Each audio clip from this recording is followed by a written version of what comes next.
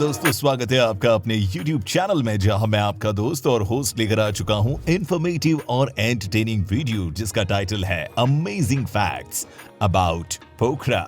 जी हाँ दोस्तों, आज हम भारत के पड़ोसी देश नेपाल की बात करेंगे, जहां मौजूद है नेपाल का सबसे खूबसूरत पर्यटन स्थल पोखरा।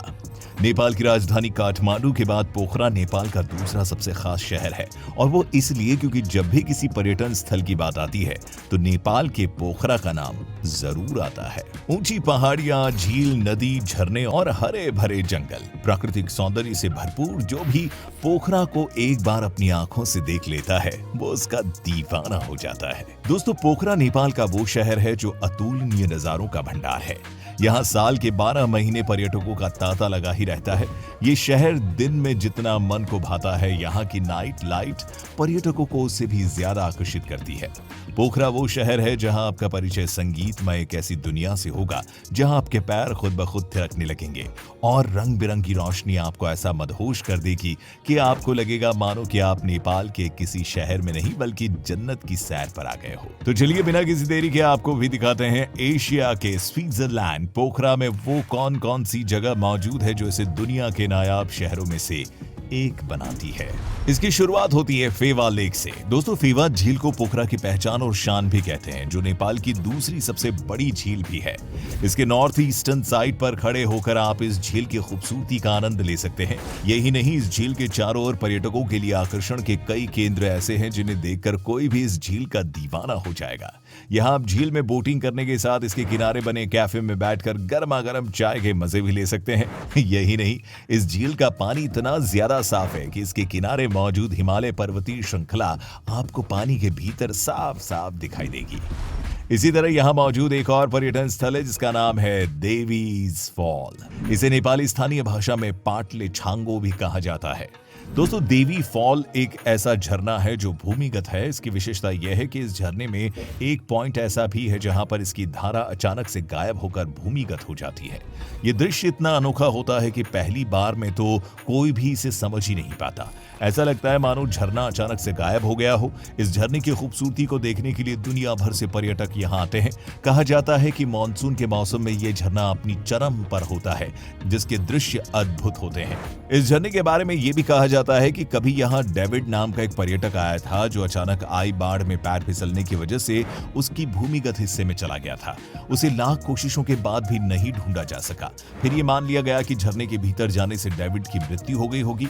उसी के नाम पर इस झरने का नाम डेविड्स फॉल पड़ा, जो समय के साथ कब डेविल्स फॉल हो गया किसी को पता ही नहीं चला। इसी कड़ी में अगला नंबर है पोखरा शांति स्तूप का। इसे विश्व शांति स्थल के नाम से भी जाना जाता है। ये एक बौद्ध स्मारक है जो पहाड़ी पर स्थित है, वही पहाड़ी जिस पर खड़े होकर आप फेवा झील का दर्शन भी कर सकते हैं। यह स्तूप विश्व की शांति को समर्पित है, जो नेपाल का दूसरा शांति स्तूप भी है।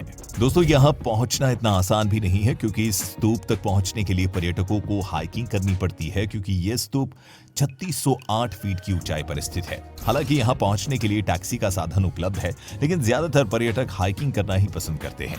अगर आप राफ्टिंग के शौकीन हैं तो पोखरा में आपको ये सुविधा भी मिल जाएगी।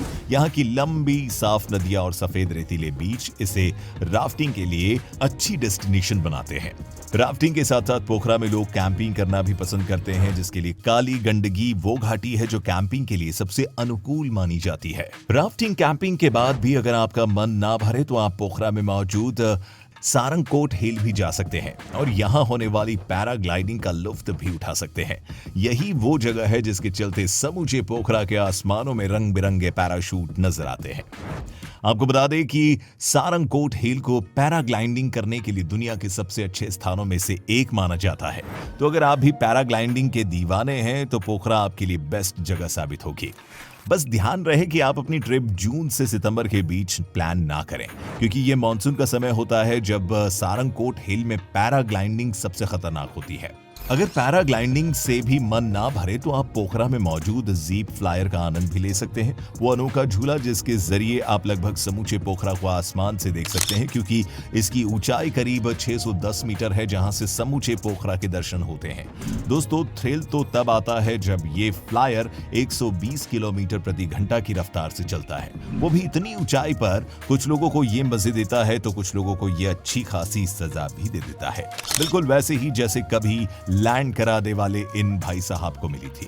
दोस्तों, घूमने के साथ साथ अगर आप शॉपिंग के भी शौकीन है तो पोखरा का पुराना बाजार एक आइडियल प्लेस है, जहां आप शॉपिंग के साथ एडवेंचर का मजा भी लूट सकते हैं।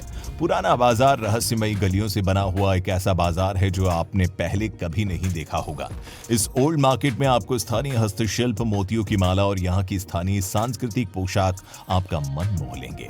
यही नहीं, यहाँ पर फल सब्जी भी मिलते हैं, तो वहीं कुछ दुकानें ऐसी भी है जहां से आप पीतल, तांबा और कांसे से बने शानदार आभूषण और अन्य सामग्री भी खरीद सकते हैं।